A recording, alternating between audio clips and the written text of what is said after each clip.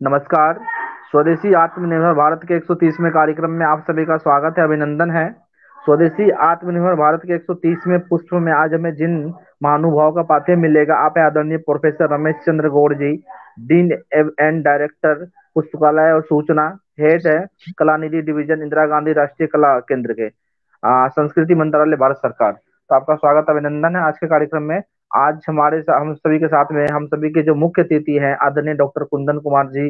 आप स्टार्टअप विशेषज्ञ, समाज सेवक, लेखक और विचारक हैं। आपका भी स्वागत, अभिनंदन आज के कार्यक्रम में। मैं क्षमा चाहता हूं कि थोड़ा 10 मिनट कार्यक्रम लेट शुरू हुआ है। तो आप सभी लोग यूट्यूब पे जुड़ने वाले थे कुछ तकनीकी समस्या के कारण फेसबुक पे लाइव करना पड़ रहा है। तो आप सभी लोग जुड़े रहें और ज्यादा से ज्यादा शेयर करें। मैं आज के आगे के कार्यक्रम के लिए आदरणीय प्रोफेसर रमेश चंद्र गौड़ जी को आमंत्रित करता हूँ।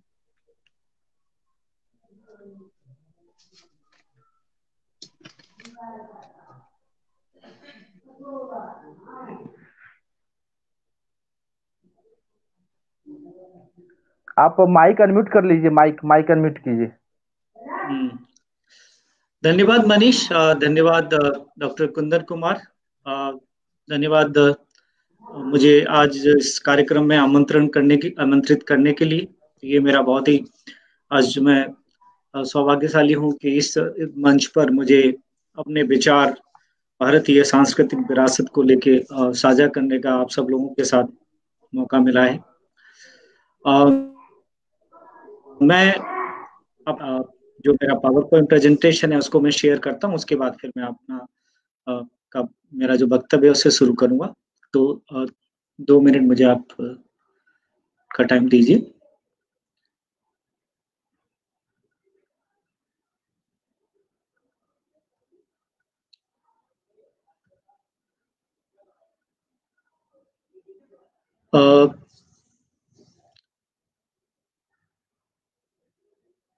आप मेरा पीपीटी देख पा रहे हैं? ठीक है। तो मुझे अपना जो पीपीटी देखने के लिए इस प्लेटफॉर्म से दूर रहना पड़ेगा, इसलिए अगर कहीं पर कोई वॉइस की प्रॉब्लम हो या कोई टेक्निकल किसी तरह की कोई हो तो आप मुझे बीच में बता दीजिए।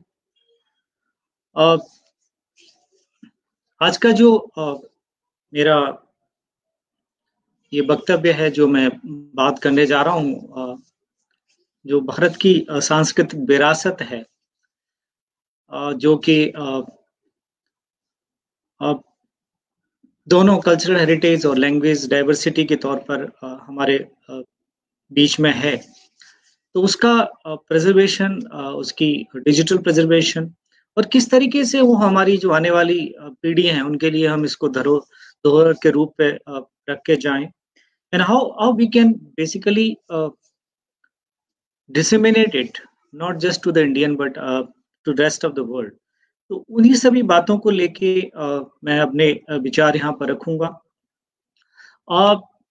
भारतीय संस्कृत विरासत के साथ मेरा संबंध काफी पुराना है। करीब पिछले 15 से 16 सालों से मैं इंदिरा गांधी राष्ट्रीय कला केंद्र, जो भारत का एक प्रमुख संस्था है मिनिस्ट्री ऑफ कल्चर के अंतर्गत, उसके साथ जुड़ा हुआ हूँ। मैंने अभी मैं डीन के पद पर कार्यरत हूँ, जहाँ एकेडमिक प्रोग्राम्स एंड उसके साथ साथ मैं कलानिधि डिवीजन, जो कि एजेंसी का एक बहुत बड़ा धरोहर संग्रह है, उसका मैं हेड हूँ। उसके साथ साथ मैंने और इस तरह के जो विभिन्न पदों पर अपना कार्य किया है। अभी रिसेंटली मिनिस्ट्री ऑफ कल्चर ने, सांस्कृतिक मंत्रालय ने मुझे एक नई रेस्पॉन्सिबिलिटी दी है, एक to set up Indian Institute of heritage, उसके लिए कार्य करने के लिए। ये मेरे लिए एक बहुत ही चैलेंजिंग टास्क है। इंटरनेशनली मैं अपने आप को बहुत ही भाग्यशाली समझता हूँ कि एक भारतीय के रूप में मुझे भारत को रिप्रेजेंट करने का बहुत सारे प्लेटफॉर्म, यूनेस्को की 2 कमेटीज, एक तो memory of the world program और दूसरा UNESCO global task force on indigenous languages का मैं मेंबर हूँ। इसके साथ साथ बहुत सारे करीब 24 कंट्रीज में मैंने बहुत सारी कैपेसिटीज में साउथ कोरिया में international centre on documentary heritage, in China digital Dunhuang project. IFLA जो international federation of libraries archives की एक बहुत बड़ी बॉडी है, उसके अंतर्गत बहुत सारे जो धरोहर से लेके सांस्कृतिक धरोहर से लेके बहुत सारे कार्यकलाप में शामिल हूँ मैं। उसके साथ साथ हिंदुस्तान की बहुत सारी संस्थाओं, देश विदेश की संस्थाओं के साथ मेरा जुड़ाव रहा है। I have been very closely working on preservation and promotion and propagation of cultural heritage. तो इस 15-16 साल के एक्सपीरियंस के बेसिस पे जो मेरी अपनी सोच है, जो मेरा एक्सपीरियंस है, I would like to share with all of you. क्यों ये सब बात मैं करना चाह रहा हूँ। सबसे पहले तो आप सभी जानते हैं कि we are passing through a very critical phase. कोविड-19 जो कि एक पैंडेमिक हम सबको पूरी तरह परेशान किए हुए है। इसमें लॉकडाउन, वर्क फ्रॉम होम, पूरी तरह हम बहुत सारी जो संस्था हैं, बहुत सारे ऑर्गेनाइजेशन हैं, हमारे कार्यकलाप में सभी अधूरे और कहीं कहीं जगह पर पूरी तरह रुके हुए हैं। And when we talk about cultural heritage, उसमें भी चाहे हमारे म्यूजियम हो, चाहे हमारी लाइब्रेरीज हो, चाहे हमारे आर्काइव्स हों, पूरी तरह नहीं खुले हुए हैं, और अगर खुले हुए हैं तो उसमें एक रिस्ट्रिक्शंस है।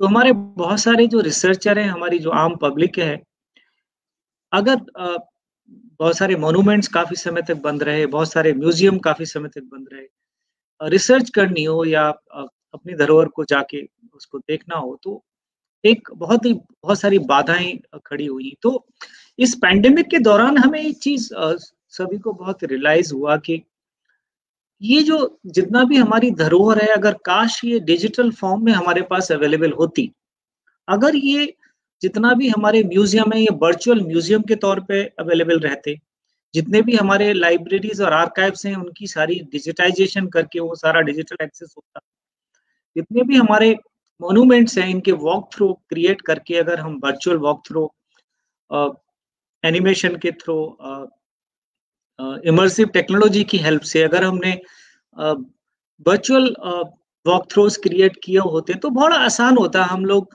घर बैठ के भी उस लॉकडाउन में इन सब चीजों का बहुत लुत्फ उठा सकते और जानकारी ले सकते। तो ये जो पैंडेमिक ने हमें एक चीज सिखाई कि इस तरह की सिचुएशन में जब बहुत सारे लोग अंदर घरों में बंद हैं, तो ये सब जितनी भी हमारी सांस्कृतिक धरोहर है, ये लोगों तक कैसे पहुंचाई जाए, और उसका एक सबसे बड़ा इम्पोर्टेंट माध्यम है डिजिटल टेक्नोलॉजी। और ये चीज हमारे जो प्रधानमंत्री हैं, हमारे जो देश के प्रधानमंत्री हैं माननीय नरेंद्र मोदी जी, उन्होंने इस चीज को बहुत खूबी से और बहुत अच्छी तरह समझा है। और वो मुझे इस कोई हेजिटेशन नहीं है ये कहने में कि भारत की स्वतंत्रता के बाद अगर भारतीय सांस्कृतिक धरोहर के लिए कार्य करने में अगर किसी प्रधानमंत्री ने सबसे ज्यादा अग्रणी भूमिका निभाई है, या फिर एक संदेश दिया है दुनिया को कि भारत की जो सांस्कृतिक धरोहर है वो बहुत महत्वपूर्ण है और उसको ज्यादा लोगों को पहुंचाया जाए। ये अगर आप पिछले सप्ताह उनका मन की बात कार्यक्रम आपने सुना होगा, तो उन्होंने एक बहुत महत्वपूर्ण जानकारी आप सभी लोगों के साथ शेयर की कि जो हमारा राष्ट्रीय संग्रहालय है, जो हमारा नेशनल म्यूजियम है, उसमें कई सारी वर्चुअल गैलरीज को इंट्रोड्यूस करने का कार्य चल रहा है। और जब आप ये वर्चुअल गैलरीज तैयार हो जाएंगी, वर्चुअल टूर तैयार हो जाएंगे, तो आप अपने घर बैठ के उन वर्चुअल गैलरीज को का आनंद और लुत्फ उठा सकते हैं, देख सकते हैं।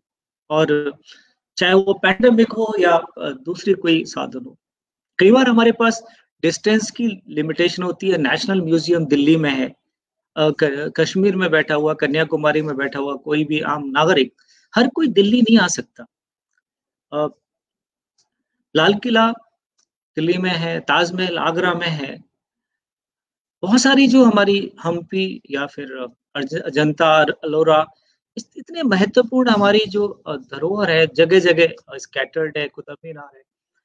तो हर कोई हर जगह नहीं आ सकता, उसमें डिस्टेंस की बाधा होती है, उसमें कई बार फंडिंग ऑप्शंस होते हैं। तो ये जो प्रधानमंत्री जी ने एक मैसेज दिया, और वही मैसेज मैं आप लोगों को और अलग तरीके से देना चाहूँगा कि हमारी आज की डेट में India is considered a technological super power.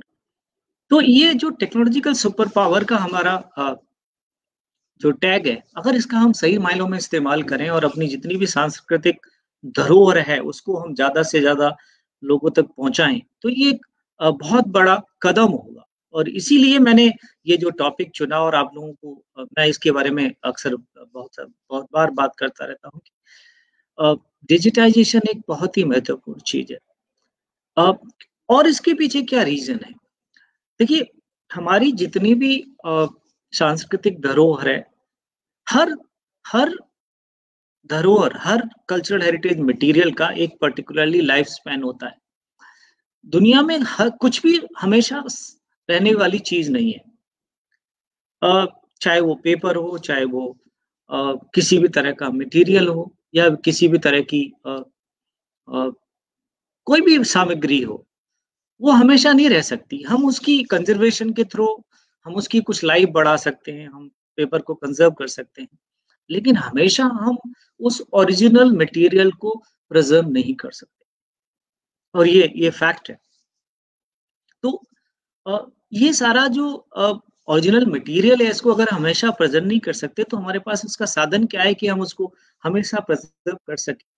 हम उस मटेरियल को हमेशा प्रिज़र्व नहीं कर सकते, लेकिन उसके अंदर जो कंटेंट्स हैं, उसके अंदर जो जो महत्वपूर्ण जानकारी है, उनको हम हमेशा प्रिज़र्व कर सकते हैं। और वो कैसे प्रिज़र्व कर सकते हैं, वो पॉसिबल है डिजिटल टेक्नोलॉजी के थ्रू, डिजिटाइज़ेशन के थ्रू। और वही हमारे प्रधानमंत्री जी ने आप सबको एक मैसेज दिया कि ये मैसेज कोई आम आदमी के लिए नहीं है, ये उन ऑर्गेनाइज़ेशन के लिए है जो सांस्कृतिक धरोहर को सजे हुए हैं, ये उन ऑफिशियल्स के लिए है, वो सब वो एक एक मल्टीपल मैसेज है इसमें से, उन लाइब्रेरीज़ के लिए है, उन आर्काइव्स के लिए है, उन म्यूज़ियम्स के लिए है, कि आप समझिए हम टेक्नोलॉजी एज में हैं, और अब हमें एक मल्टीपल ऑप्शंस देने होंगे अपने अपने अपने अपने पब्लिक को, अपने अपने लोगों को, कि वो सिर्फ वहाँ जाकर ही उसी चीज़ को ना देख सकें, अपने घर बैठ के भी, और अ, कहीं से भी। और ज़रूरी नहीं है हर कोई ताजमहल देखने विश्व से नहीं आ सकता, लेकिन हम उसका एक अगर वर्चुअल वॉक थ्रू तैयार करें, एक अच्छा-सा वॉक थ्रू तैयार करें, हर कोई उसका लुत्फ़ उठा सकता है। तो जो सांस्कृतिक धरोहर की बात की है, that is different types of cultural heritage. अब इसकी कई सारी कैटेगरीज़ हैं।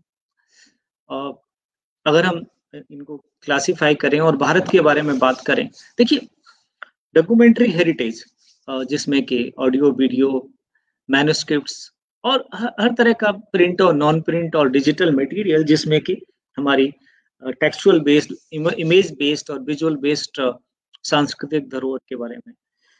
आप लोगों को मैं ये डॉक्यूमेंट्री हेरिटेज के बारे में जो सबसे पहले सबसे महत्वपूर्ण जानकारी देना चाहूँगा, वो ये है, अगर आप बात करें हिंदुस्तान में, जो हम पांडुलिपियों की बात करते हैं, जो मैन्युस्क्रिप्ट्स की बात, एंशिएंट मैन्युस्क्रिप्ट की बात करते हैं, सबसे बड़ा धरोहर हिंदुस्तान में है। आज का एक जो एस्टीमेट है, हमारे पास कम से कम 1 करोड़ पांडुलिपियाँ इस भारत में विद्यमान हैं।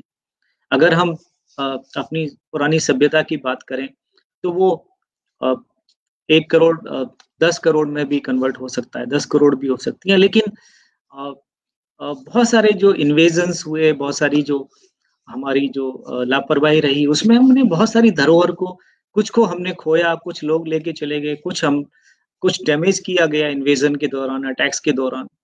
तो एक बहुत महत्वपूर्ण धरोहर हम ऑलरेडी खत्म कर चुके हैं। तो क्या अब हमारी ज़िम्मेदारी नहीं बनती कि जो भी धरोहर हमारे पास है, उसको हम पूरी तरह संग्रहित करें और उसको डिजिटाइज़ करके आने वाली जनरेशन के लिए अ, बढ़ाएँ इस चीज़ को।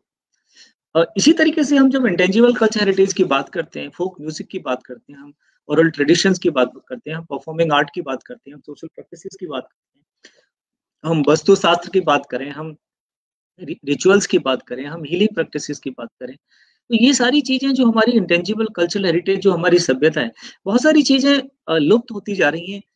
अगर हम उनको टाइम रहते डॉक्यूमेंट नहीं करेंगे, हम उनको उनकी डॉक्यूमेंट्रीज़ नहीं बनाएँगे, या उनकी हम किसी तरीके से डेटाबेस तैयार नहीं करेंगे, तो आने वाले टाइम में ये जो हमारी जितनी भी फेयर फेस्टिवल्स और रिचुअल्स हैं, जो हमारे ट्रेडिशंस हैं, हर हर ट्रेडिशन, चाहे वो दीपावली पूजन हो या फिर होली का त्योहार हो या फिर अ, बहुत सारी, चाहे ईद की आप सेलिब्रेशंस की बात करें या किसी भी इंडिया में और जितने भी रिलीजन्स हैं, हमारे जो गुरु पर्व है या जो क्रिसमस सेलिब्रेशन लोग करते हैं, उन सब जो कल्चरल ट्रेडिशन की जो वैरायटीज हैं, जो वैल्यूज हैं, उनको अगर हम प्रिजर्व नहीं करेंगे तो आने वाले टाइम में जो नई जनरेशन है उसको पता ही नहीं लगेगा कि अ, हम ये सारे फेस्टिवल्स, फेयर्स या जो फोक म्यूजिक है, हमारी जो हिंदुस्तान की एक बहुत बड़ी पहचान है फोक म्यूजिक, उसको हम अगर संग्रहित नहीं करेंगे, उसको हम डॉक्यूमेंट नहीं करेंगे, तो आने वाले टाइम में लोगों को कैसे पता लगेगा।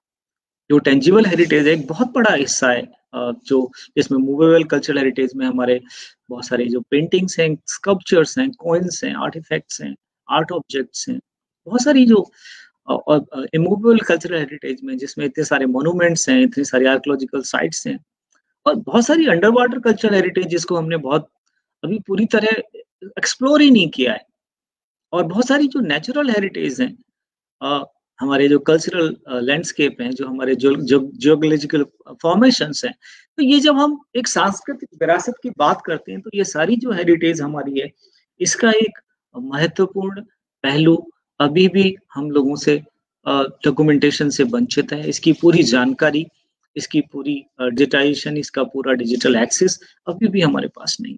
तो कहीं ना कहीं देखिए, इसमें कोई शक नहीं है कि भारत की सभ्यता सबसे प्राचीन है, सबसे महत्वपूर्ण है, और जितनी सांस्कृतिक धरोहर हिंदुस्तान में रही है वो कहीं भी नहीं रही है।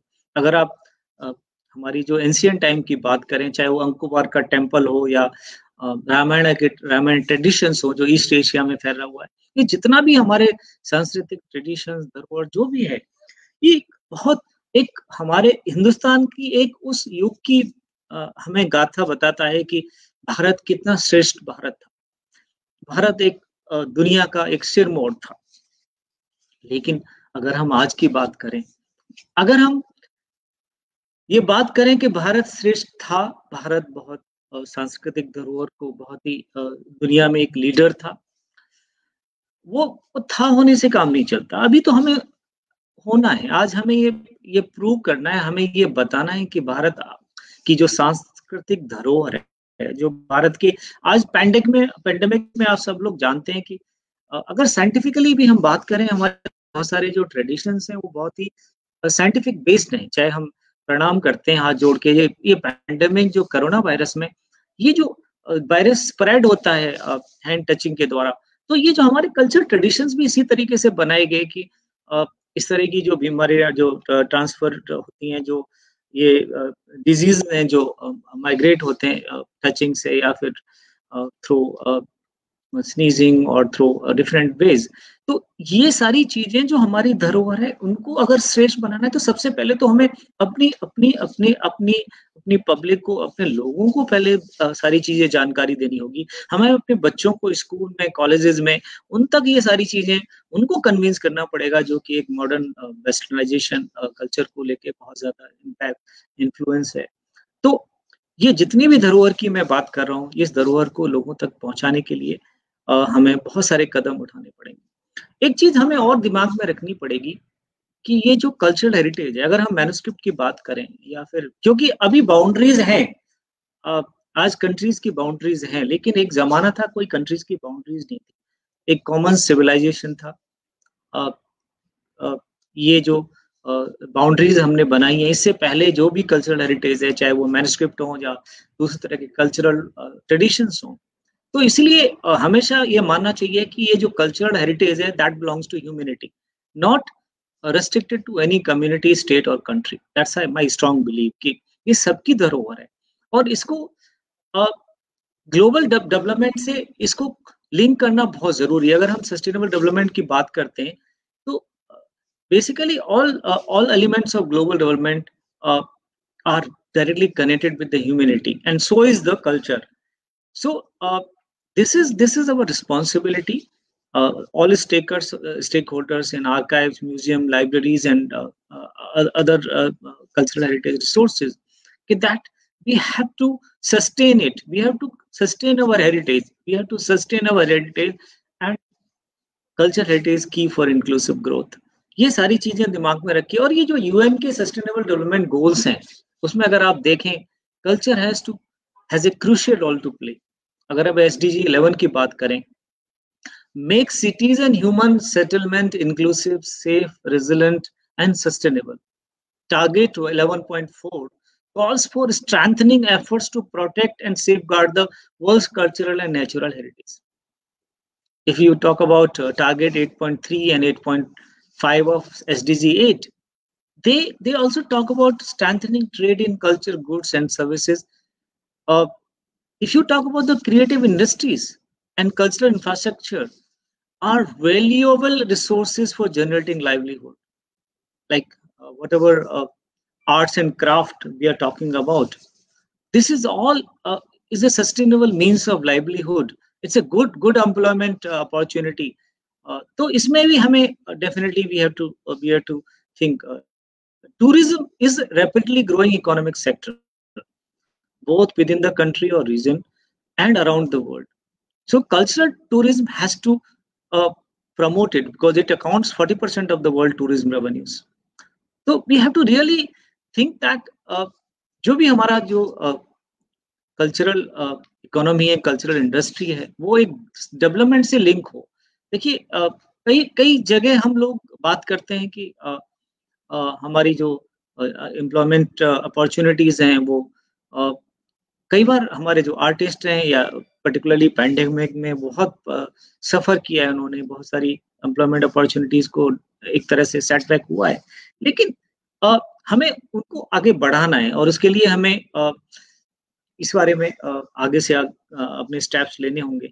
जब हम इंडियन कल्चर हेरिटेज की बात करते हैं, मैं आपको थोड़ा सा आइडिया देना चाहूंगा कि ये इंडियन कल्चर हेरिटेज किस तरीके से ऑर्गेनाइज है।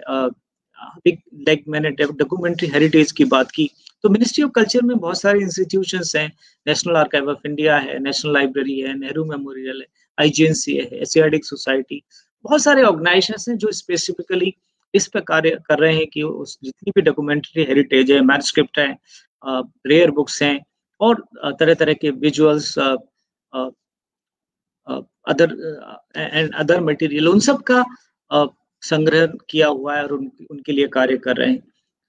टेंजिबल कल्चर हेरिटेज की बात करें तो there are set number of organization, archaeological survey of India, national museum, national gallery of modern art, Indian museum and all other museums, and there are a number of national mission for manuscript, national mission for libraries, heritage mission, culture fund. So these all organizations are working towards intangible heritage.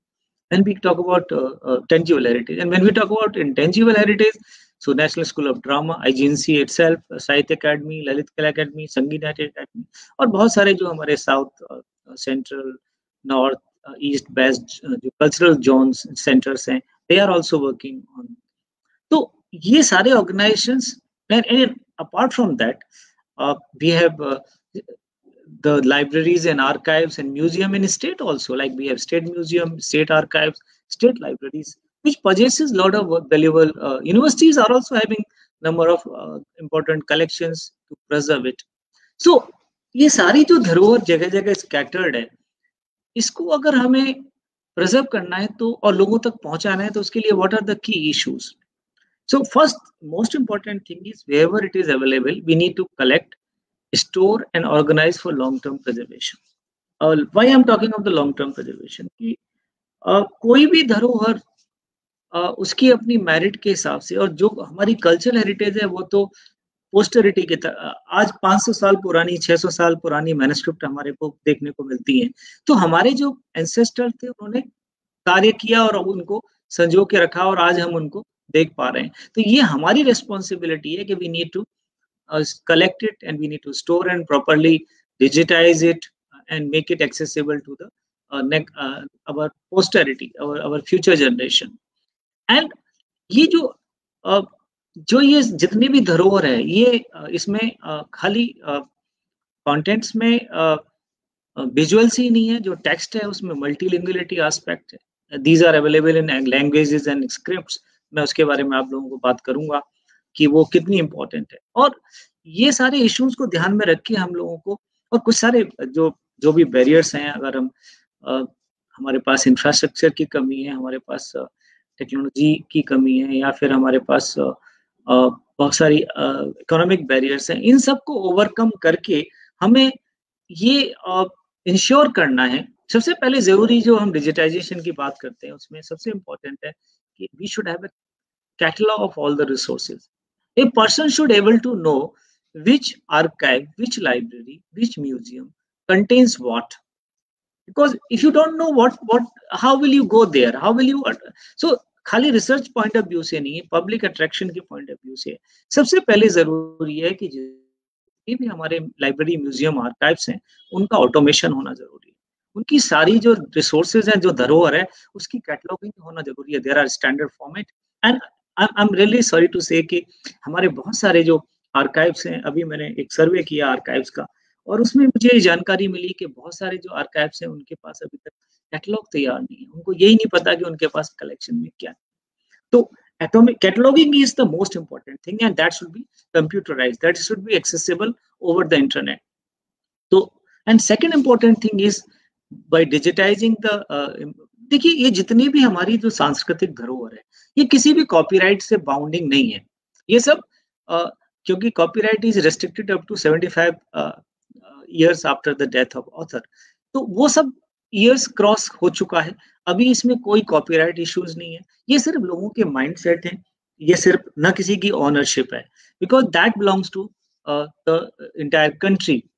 तो ये बहुत जरूरी है कि जितनी भी हमारी धरोहर है उसको डिजिटाइज किया जाए।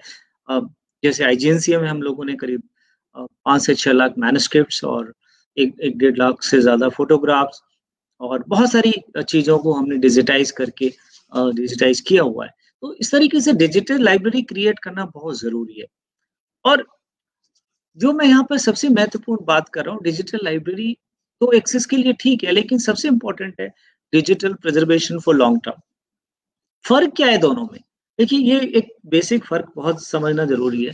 किसी भी मटेरियल को एक्सेस डिजिटाइज करके उसको एक्सेस दे देना बहुत आसान है, लेकिन उसके बहुत सारे इश्यूज हैं कि एक तो वो लॉन्ग टर्म कैसे प्रिजर्व रहेगा।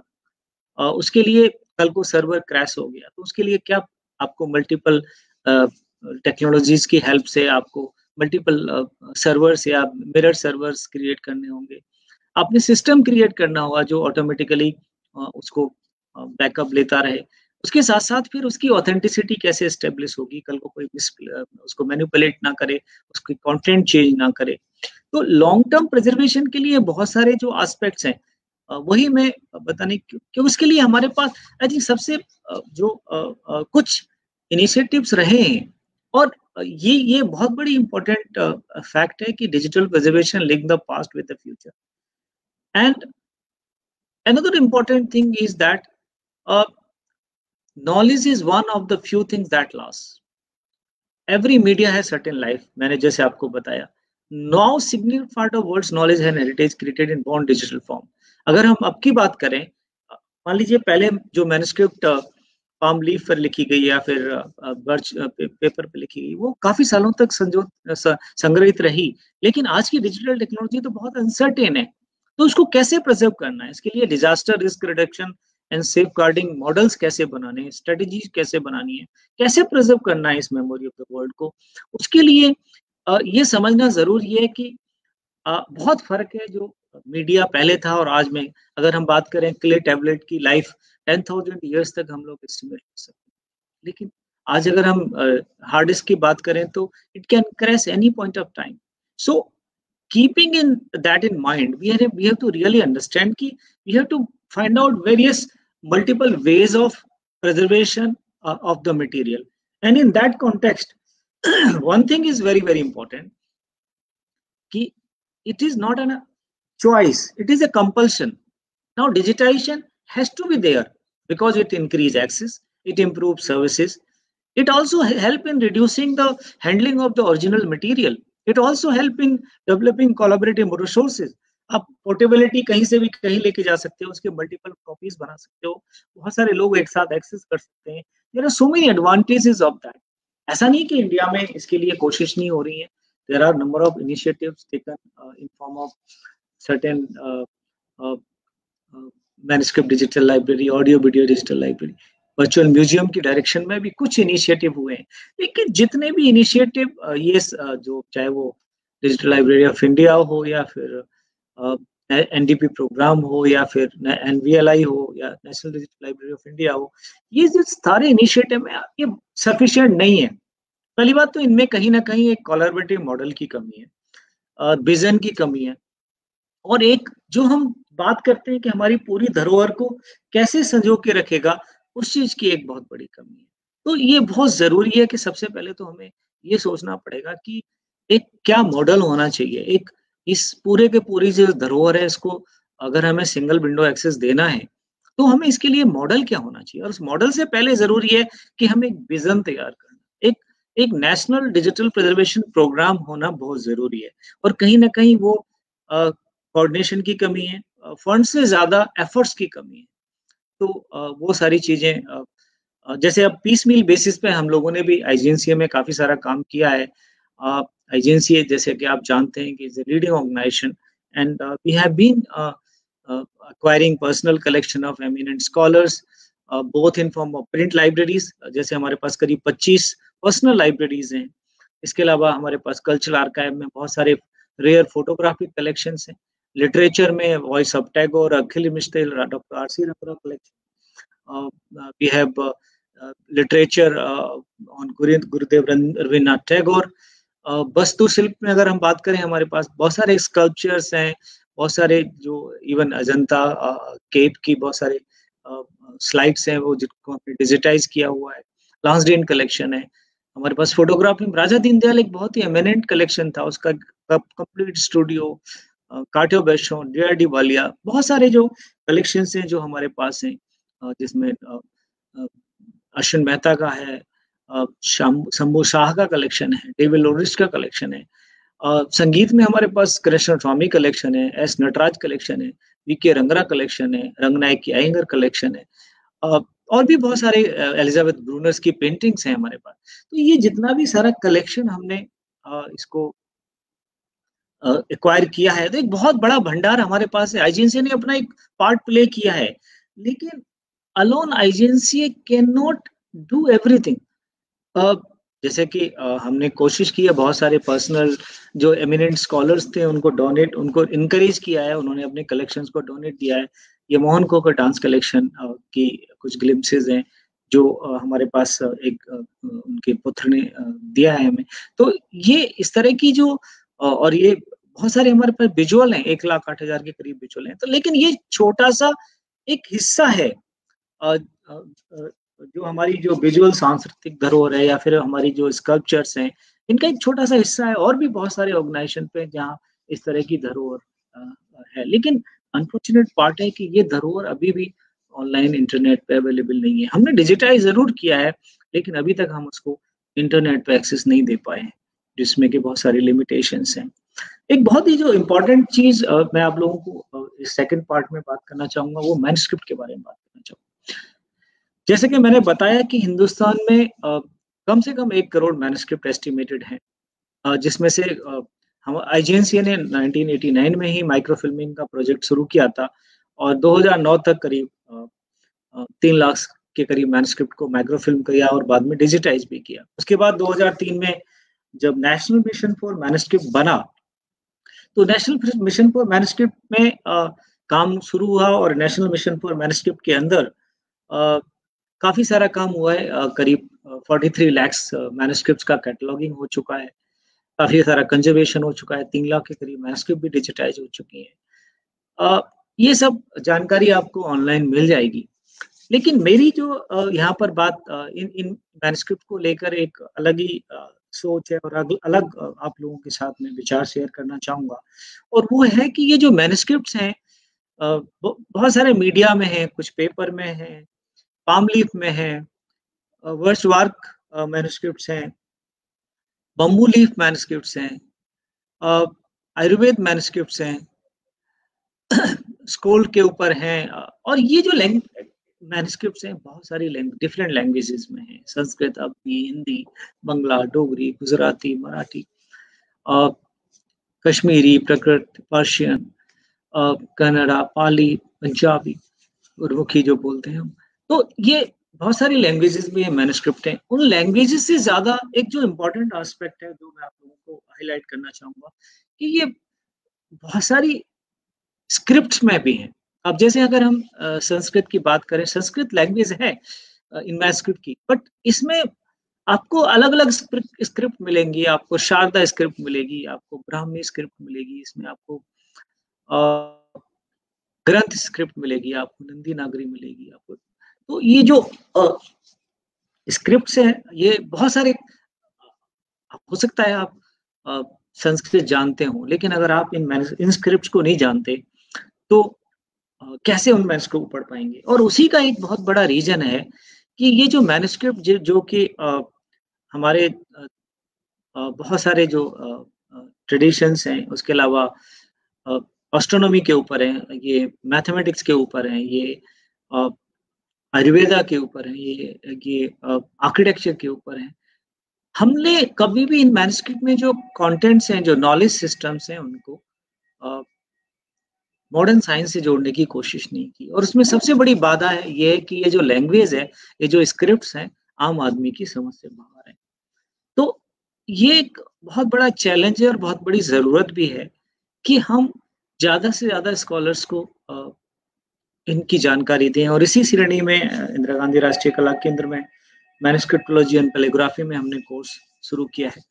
तो हमारी कोशिश है कि ज़्यादा से ज़्यादा जो संस्कृत स्कॉलर हैं, उनको हम ये इन स्क्रिप्ट की जानकारी दें, और इसमें से 6 स्क्रिप्ट्स हम पढ़ा रहे हैं उनको। लेकिन आगे चल के मुझे पूरी उम्मीद है कि इंडियन इंस्टीट्यूट ऑफ हेरिटेज के अंदर और भी बहुत सारी जो स्क्रिप्ट्स और लैंग्वेजेस हैं, उनके बारे में हमारे कोर्सेज होंगे। लेकिन यहाँ पर मेरी कंसर्न कुछ और है कि ये जो इंडिया की जो लैंग्वेज डाइवर्सिटी है, जो कि मैं ज़्यादा डिटेल में, क्योंकि टाइम लिमिटेड है, ज़्यादा डिटेल में आप लोगों को नहीं बता पाऊंगा।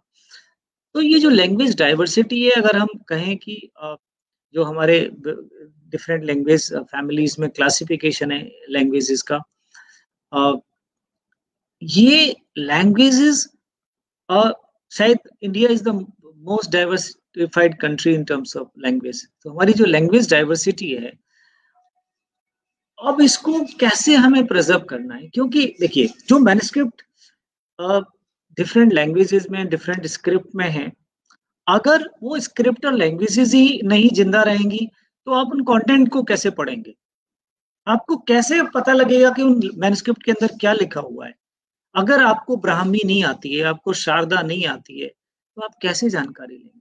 तो इस दिशा में मैं आपकी एक अटेंशन लाना चाहूंगा लैंग्वेज प्रिजर्वेशन के ऊपर, जो एक बहुत ही इम्पोर्टेंट चीज है। जैसे कि अगर आप देखें, अगर ये हमारी जो लैंग्वेज डाइवर्सिटी के बारे में बात करें, इवन इंडियन कॉन्स्टिट्यूशन में शुरू में 1947 में 14 लैंग्वेजेस को हमने इंडियन शेड्यूल में ऑफिशियल लैंग्वेजेस के तौर पे शामिल किया था। लेकिन उसके बाद धीरे धीरे बाद में ऐड करते हुए आज करीब 22 लैंग्वेजेस जो हमारे इंडियन कॉन्स्टिट्यूशन के अकॉर्डिंग लिस्टेड है। इसके अलावा कुछ नॉन शेड्यूल्ड लैंग्वेजेस भी हैं जो कि वो भी इम्पोर्टेंट है। मगर इससे बड़ी लैंग्वेज डाइवर्सिटी हमारी ये है कि जो मदर टंग्स जो हमारे देश में अभी, अगर आप न्यू एजुकेशन पॉलिसी की बात करें, तो उसमें एक आपने देखा होगा कि गवर्नमेंट ने बहुत ही एक पॉजिटिव और बहुत ही इंटरेस्टिंग और बहुत ही इनकरेजिंग बात कही है कि every student should be given education in their mother tongue. तो ये मदर टंग जो स्प्रेड है हमारे देश में जगह जगह, अगर आप 1961 सर्वे की बात करें, सेंसस सर्वे की बात करें, तो we were having about 1652 mother tongues. और उनमें से अगर हम 2011 के सर्वे की बात करें, वो नंबर घट के जो आइडेंटिफाइबल मदर टंग्स रह गई वो 121 रह गई। अब आप देखिए, कहाँ तो 1961 में 1652 मदर टंग्स की हम बात कर रहे हैं, और अब 2011 में वो घट के हम सिर्फ आइडेंटिफाई कर पाए 121 लैंग्वेजेस का। मतलब अगर ये स्टैटिक सही है तो हमने कितनी लैंग्वेजेस को लॉस कर दिया, कितनी मदर टंग्स खत्म हो गई। यानी कि जो मदर टंग्स, जो बहुत सारे लोग जो जिन मदर टंग्स को बोलते थे, वो धीरे धीरे खत्म हो गए, या उन्होंने लैंग्वेज बोलना छोड़ दिया, या मदर टंग को बोलना छोड़ दिया। तो ये जो 121 आइडेंटिफाइबल मदर टंग्स हैं 2011 में, इसमें से सिर्फ 22 लैंग्वेज ऐसी हैं जो कि ऑफिशियल लैंग्वेजेस हैं, और 96% of the people spoke these 22 official languages only. So means there, if you talk about 100 languages, so 199 mother tongues are with less than 10,000 speakers. So we have more than 99 mother tongues, which only either 10,000 or less than 10,000 people are speaking that particular mother tongues. So my concern is about these languages. These 99 languages, how long these can be survived, how long you can preserve them, keep them alive. तो ये एक challenge है हमारे लिए। तो culture और language का एक बहुत ही क्लोज रिलेशनशिप है। आप कल्चर अगर प्रिजर्व करना चाहते हैं तो लैंग्वेज भी प्रिजर्व करना होगा आपको।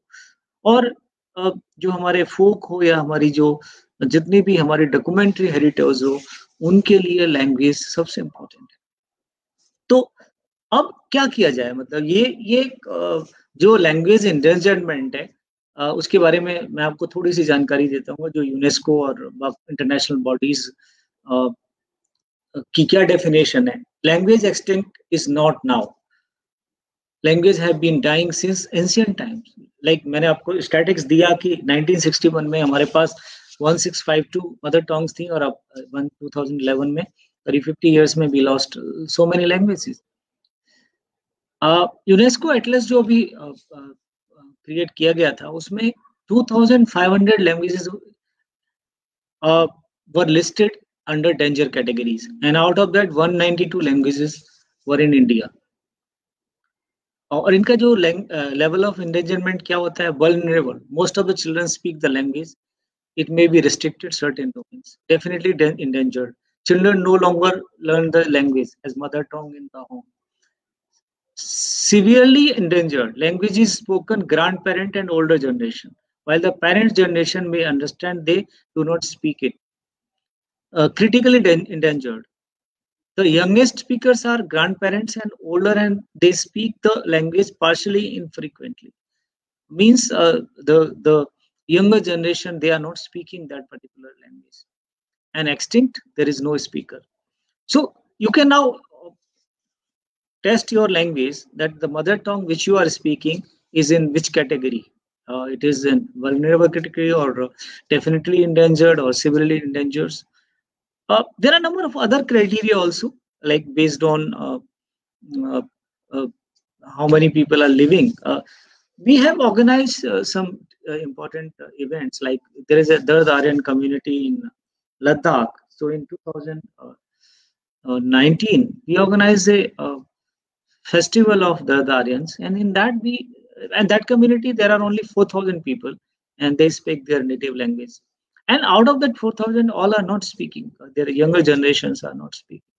So this language endangerment is also a very kind of fear for vanishing our culture, our traditions.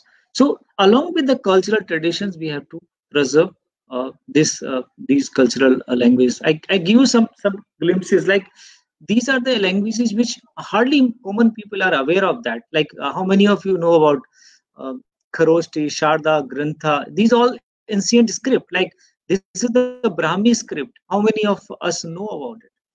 This is Kharoshti. How many of our younger children even know this word? Grantha, Sarda, Nivadi. How many of you all know these scripts? You never heard of such names. Nandi Nagari. I'm giving you some details about that. This presentation can be uploaded later because I have limited time in this talk. I cannot explain about these scripts, but we are teaching these. If you are interested, you can. When our next course is announced, you can join that course. Modi. Like I will give you very interesting things about Modi. Modi is the script used in Marathi language earlier, but now after 1950, the Modi's script was replaced by Devanagari script in Marathi. तो जो मराठी 1950 से पहले बोली जाने वाली थी उसमें और 1950 के बाद जो मराठी बोली जाती है दोनों में फर्क है, और दोनों की जो डॉक्यूमेंट है उनमें फर्क है। तो ये सारे वेरिएशंस कितने लोग जानते हैं, या महाराष्ट्र में कितने लोग जानते हैं कि जो 1950 से पहले मराठी बोली जाती थी उसकी स्क्रिप्ट मोडी थी, और उसके बाद जो बोली जा रही है उसकी देवनागरी है, और दोनों का प्रोनाउंसिएशन, दोनों का अल्फाबेट्स और रीडिंग सब कुछ डिफरेंट है। तो ये सारी जो हिडन ट्रेजर है लैंग्वेजेस का, ये भी लोगों तक पहुंचाना जरूरी है। अगर हम टाकरी की बात करें जो कि ब्राह्मी से मिलती जुलती है, और इसको अगर हम कहें शारदा, ये भी कश्मीर में ही यूज होती है, मिथिलास्कर। So basically now Mike, I'm coming to the main point. Why I was telling you all those things about language endangerment और all those things. देखिए जितनी हमारे पास लैंग्वेजेस हैं, मैं I will be very practical in that. हम कितनी भी बात कर लें, कितनी भी हम रियलिस्टिक बात अगर हम करें, तो ये पॉसिबल नहीं है कि हम सारी लैंग्वेजेस को प्रिजर्व कर सके ना। हम सारी लैंग्वेजेस को प्रिजर्व नहीं कर सकते। तो अभी आ रही थी घुसाए तो बस, उनको हम अलाइव नहीं रख सकते, हम उनको जिंदा नहीं रख सकते, क्योंकि जब लोग ही नहीं मिलेंगे बोलने वाले तो हम उनको कैसे जिंदा रखेंगे। तो अगर हम सारी लैंग्वेजेस को जिंदा नहीं रख सकते तो क्या कर सकते हैं, और उसके लिए मेरा जो सजेशन है, जो मेरा प्रपोजल है कि we should do language documentation and archiving. देखिए ये इंडिया में एक बहुत ही लेजर नोन फैक्ट है। यहाँ पर अभी न तो लाइब्रेरीज आर्काइव्स की कोई अटेंशन है, न लिंग्विस्ट की कोई अटेंशन है इस एरिया में। There are very few, last 2 years I am trying hard to educate people about this language documentation and archiving. अगर हम किसी लैंग्वेज को जिंदा नहीं रख सकते तो कम से कम उसकी जितनी भी रिसोर्सेज हैं उनको प्रिजर्व तो कर सकते हैं। उससे एडवांटेज क्या होगा?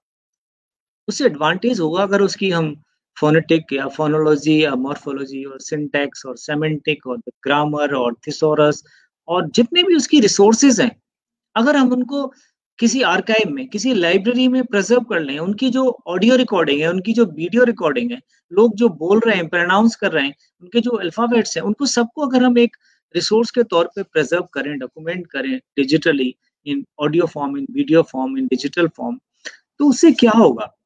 अगर आने वाले समय में कोई भी आदमी इंटरेस्टेड है उस लैंग्वेज को सीखने में, और ये मैं एग्जांपल के तौर पे आपको बता रहा हूँ, ऐसा हुआ है।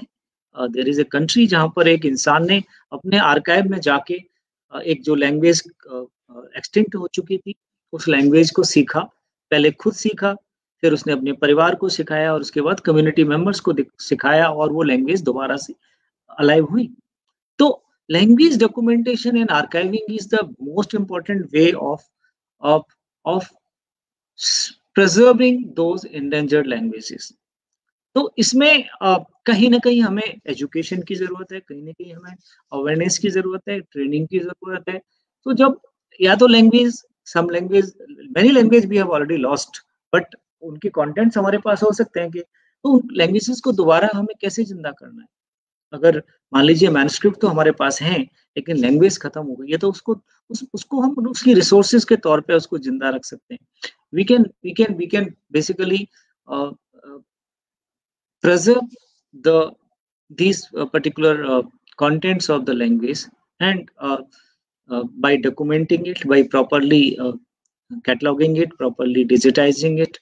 So in that context, we can save preserve a language for the posterity. तो मैंने ये बात की कि जब हम मैन्युस्क्रिप्ट हेरिटेज की बात करते हैं तो लैंग्वेज हेरिटेज की बात करना हमारे लिए बहुत जरूरी है। I am glad government of India has decided to set up a Bharatiya Bhasha university. बहुत जल्दी ही काम शुरू हो गया उस मेरे ख्याल से। तो मैं जो हमारे जो भारतीय भाषा यूनिवर्सिटी के जो ऑफिशियल्स हैं उनको मैं रिक्वेस्ट करूंगा कि इस चीज पर गौर करें कि लैंग्वेज डॉक्यूमेंटेशन आर्काइविंग एक बहुत बड़ा इम्पोर्टेंट प्रोग्राम होना चाहिए, जिससे कि जितनी भी हमारी भारत की जो लैंग्वेज डाइवर्सिटी है उसको हम प्रिजर्व कर सकें। इसके साथ-साथ और भी कई तरीके हैं जो हम प्रिजर्व कर सकते हैं। ओसीआर, बहुत सारी लैंग्वेजेज़ हैं जिनमें ओसीआर नहीं है, टेक्नोलॉजी एक्सपर्ट्स को काम करना चाहिए, जिससे कि अगर अगर हमें डिजिटली प्रिजर्व करना है, जैसे ब्राह्मी है, हम ब्राह्मी को इमेज के तौर पे ही प्रिजर्व कर सकते हैं, उसको हम ओसीआर फॉर्म में नहीं कर सकते क्योंकि ओसीआर ही नहीं बना हुआ, बहुत सारी जो स्क्रिप्ट्स हैं उनका, तो हमें उस डायरेक्शन में भी काम करना चाहिए। हमें प्रमोट करना चाहिए इंटरनेट और मल्टीमीडिया के थ्रू।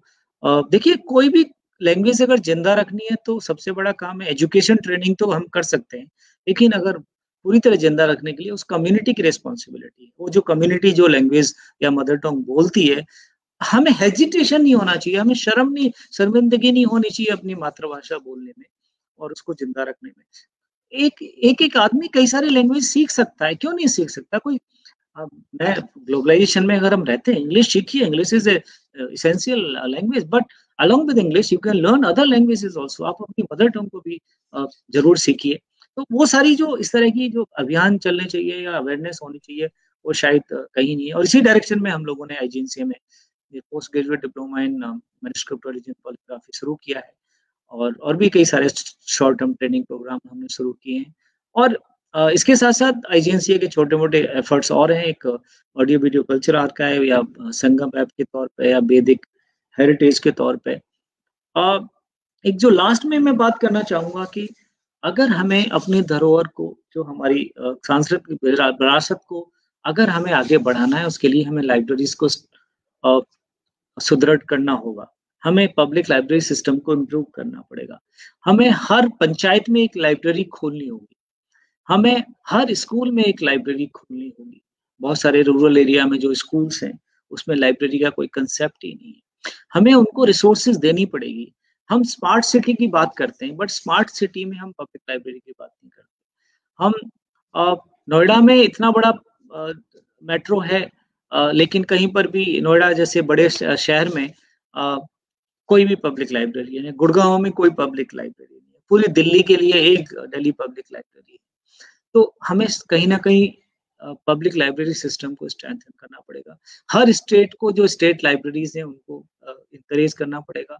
हर गाँव पंचायत में एक लाइब्रेरी होना ज़रूरी है, और वो लाइब्रेरी किताबें रखने वाली लाइब्रेरी की मैं बात नहीं कर रहा, मैं बात कर रहा हूँ मॉडर्न लाइब्रेरी सिस्टम की, जिसमें इंटरनेट कनेक्टिविटी हो। आज की डेट में इंटरनेट के पास इतनी सारी जानकारी होती है और उसमें बहुत सारी चीज़ें आपको फ्री में एक्सेस मिलती हैं, चाहे डीप वेब की बात करें हम, सर्च इंजिन्स की बात करें जो freely search open access resources मिलती हैं। तो मैं जो बात कर रहा हूँ मॉडर्न पब्लिक लाइब्रेरी की बात कर रहा हूँ। मैं कोई 10 किताबें रख दी और 50 किताबें रख दी और एक रूम बना खड़ा कर दिया, 2 चेयर रख दी, उस पब्लिक लाइब्रेरी की बात नहीं कर रहा। मैं बात कर रहा हूँ एक अ, टेक्नोलॉजी इक्विप्ड लाइब्रेरी, जो मल्टी मल्टी मॉडर्न लाइब्रेरी, जहाँ पर एक इंफॉर्मेशन सेंटर हो, एक एक डिसेमिनेशन सेंटर के तौर पे, एक डिसेमिनेशन जहाँ पर डिजिटल लिटरेसी की ट्रेनिंग हो रही है, जहाँ पर फैमिली प्लानिंग के बारे में बताया जा रहा है, जहाँ पर गवर्नमेंट की पॉलिसीज के बारे में बात की जा रही है। इस तरह की मैं पब्लिक लाइब्रेरीज की बात कर रहा हूँ, जो कि शायद हमारी धरोहर को भी, और हमारी जितनी भी जो धरोहर रूरल एरियाज में, उसको बढ़ाने में और उसको प्रिजर्व करने में रूरल लाइब्रेरीज या पंचायत लाइब्रेरीज का बहुत बड़ा इंपॉर्टेंट रोल है। और बहुत सारे तरीके हैं रिकॉग्नाइज करने के कल्चरल हेरिटेज को। मैं उस पर जानकारी आप लोगों को इसमें नहीं इन्वॉल्व करना चाहूँगा। मैं चाहूँगा कि कुछ टाइम आपके साथ इंटरेक्शन के लिए रखूँ। तो मैं अपनी बात यहाँ पर ख़त्म करना चाहूँगा। सबसे पहले तो ज़रूरी है कि जो हमारे म्यूज़ियम, लाइब्रेरीज़ और आर्काइव्स हैं, ये इनके लिए एक सेपरेट डिपार्टमेंट होना बहुत ज़रूरी है, जो एक डिपार्टमेंट सिर्फ़ इन्हीं को लाइब्रेरीज़, आर्काइव्स और म्यूज़ियम को ही देखे। अ जो ऑलरेडी मिनिस्ट्री तो ऑलरेडी हमारे पास है, लेकिन खाली उसके अंदर एक पर्टिकुलर डिपार्टमेंट हो जो कि सिर्फ़ इन्हीं को और उस डिपार्टमेंट में लोग ऐसे होने चाहिए जो इन सब्जेक्ट की जानकारी रखते हों। बहुत सारी जो हमारे जो कोर्सेज़, जैसे आर्काइवल साइंस में हमारे पास कोर्स नहीं है, वो होना चाहिए। हमारे पास फंड्स की बहुत कमी होती है, तो पब्लिक सेक्टर के साथ साथ प्राइवेट सेक्टर को इसमें फंडिंग अपॉर्चुनिटीज देनी चाहिए। CSR के अंडर में हमें ज्यादा से ज्यादा फंड्स, और आम पब्लिक को भी अवेयरनेस की, एक्चुअली हमारे यहाँ कल्चर नहीं है। हम लोग एक 500 रुपीज में पिज्जा खाना पसंद करते हैं, लेकिन एक बुक खरीदना पसंद नहीं करते। हम 500 रुपए खर्च करके एक फिल्म देखने चले जाएंगे, लेकिन नेशनल म्यूजियम या किसी भी म्यूजियम में 10 रुपए के टिकट में बच्चों को ले जाने में हमें बड़ी वो हेजिटेशन होता है। तो कहीं ना कहीं एक आम पब्लिक को भी समझने की जरूरत है। जब आप खुद ही इंटरेस्ट नहीं लेंगे अपने कल्चर में, अपनी सांस्कृतिक धरोहर में, तो नेग्लेक्ट रहेगा ही रहेगा। आपको आपको आगे बढ़ना है, क्योंकि कोई भी कम्युनिटी, देखिए वो आपकी धरोहर है, वो एक सभी की धरोहर है। तो हम सबको भी अपनी एक रेस्पॉन्सिबिलिटी पूरी करना बहुत जरूरी है। इन्हीं शब्दों के साथ मैं यहाँ अपनी टॉक खत्म करता हूँ, और कोई भी किसी तरह का क्वेश्चन या इंटरेक्शन या सजेशन होगा तो मैं आप लोगों के साथ यहाँ पर अवेलेबल रहूंगा। और मुझे उम्मीद है कि ये जो मैंने, ये कोई मेरी वेल प्रिपेयर्ड टॉक नहीं है, एक स्कैटर्ड थॉट्स थी। मुझे लगा कि मनीष जी ने जब मुझसे बात की, क्योंकि मेरी बहुत सारी रिस्पॉन्सिबिलिटीज ऑफिस में चल रही हैं इस समय भी और आगे भी, तो मैंने सोचा कि मैं कुछ बातें, दो चीजें जो मैं सबसे इम्पोर्टेंट यहाँ पर कहना चाहता हूँ कि सबसे इम्पोर्टेंट चीज है कि हमें समझने की जरूरत है एज ए आम इंसान कि हमारी भी एक जिम्मेदारी है हमारी सांस्कृतिक धरोहर को प्रिजर्व करने में, एक रोल प्ले करने की। और अगर कहीं पर कोई नेग्लेक्ट हो रही है तो हम आगे चल के बढ़ें और जो भी कंसर्न डिपार्टमेंट है, ऑफिशियल्स हैं, उनसे बात करें। और उसके साथ साथ जो हम कंट्रीब्यूट कर सकते हैं, देखिए बहुत सारे एग्जाम्पल्स हैं कंट्रीज में जहाँ पर पब्लिक फंडिंग के थ्रू, क्राउड सोर्सिंग के थ्रू बहुत सारे म्यूजियम्स, आर्काइव्स और लाइब्रेरीज को हेल्प मिली है। शायद हमें वो एक अवेयरनेस लाना बहुत जरूरी है कि हम क्राउड फंडिंग या सोशल रिस्पॉन्सिबिलिटी, CSR के अंडर फंडिंग के बारे में भी सोचें। खाली गवर्नमेंट फंडिंग से ही हम अपनी सारी धरोहर को नहीं कर सकते, उसमें कहीं नहीं। और दूसरा, अगर हम पार्टिसिपेटिव अप्रोच लें, जाके टिकट खरीदें, लोगों को ज्यादा से ज्यादा जाके हम अपने मोन्यूमेंट्स को देखें और म्यूजियम्स को देखें, कहीं ना कहीं उसमें हमें मदद मिलेगी। तो I think in scattered thought के साथ मैं अपना ये जो स्क्रीन यहाँ से स्टॉप शेयर करके मैं आपको सामने अभी प्लेटफॉर्म पे आता हूँ। अगर कोई क्वेश्चन है या कोई इंटरेक्शन है या कोई सजेशन है, I will be happy to take. Difficult होता है बहुत थोड़ा बहुत सा। धन्यवाद जी, बहुत बहुत धन्यवाद। बहुत ही सुंदर शब्दों में अपने विचार रखा आपने। आपने बहुत ज्ञानवर्धक जानकारी दी, हर प्रकार के बारे में आपने जानकारी दिया है, और मुझे लगता है हर पहलुओं को आपने छुआ है बहुत विस्तृत रूप से। इतना समय तो नहीं था आपके पास, 1 घंटे का समय, मतलब 45-50 मिनट था। तो आपने कई सारी चीजों को बोला कि हम पिज्जा बर्गर खा लेते हैं, है ना, लेकिन एक बुक खरीदना पसंद नहीं करते हैं। तो इस पे ना, मतलब जो अभी का युवा है या जो भी है, उनको ध्यान देना चाहिए कि हम ना ऐसा टारगेट बनाया कि महीने में हम एक बुक खरीदेंगे या 6 महीने में एक बुक खरीदेंगे। तो इस प्रकार की जब बुक रहेगा, धीरे धीरे हम पढ़ना भी शुरू करेंगे। एक आपने बोला क्या कि एक कि मतलब आर्काइव के अंदर में जाकर के एक लोगों ने पुराने लैंग्वेज को सीख करके और उस पे फिर एक नया लैंग्वेज तैयार किया। तो ये बहुत बड़ी बात है। एक्चुअली क्या है, आपने जैसे कई सारी चीजों को जिक्र किया कि ऑडियो वीडियो को हमें स्टोर करना चाहिए डेटा के माध्यम से, चाहे वो एनालॉग माध्यम से हो चाहे डिजिटल। डिजिटलाइज ज्यादा है, अगर एनालॉग भी है तो थोड़ा डिफिकल्ट है, लेकिन डिजिटल में भी थोड़ा। लेकिन डिजिटल क्या है, डेटा लाइफ टाइम तो मतलब एक लॉन्ग पीरियड तक रहता है डिजिटल डेटा।